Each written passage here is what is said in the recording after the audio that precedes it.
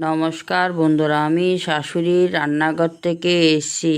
আজকে কলার পিঠে করে আপনাদেরকে দেখাবো, আপনারা দেখতে থাকুন। আমি 8খানা কলা নিয়েছি, কলাগুলো খোসা ছাড়িয়ে নিচ্ছি। এবার টুকরো টুকরো করে কেটে নিচ্ছি। এবার মিক্সার জারের মধ্যে 1 কাপ চিনি, অল্প নুন, অল্প জল দিয়ে মিক্স করে নেব। আমার মিক্স করা হয়ে গেছে, এবার চালনির সাহায্যে চেলে নেব। এবার চামচ আমি চালের গুঁড়ো, বেকিং সোডা, বেকিং পাউডার দিয়ে আমি মেখে নিচ্ছি। আমার মাখা হয়ে গেছে। এবার সাদা তেল ব্রাশ করে নিয়েছি, এবার দিয়ে দিচ্ছি।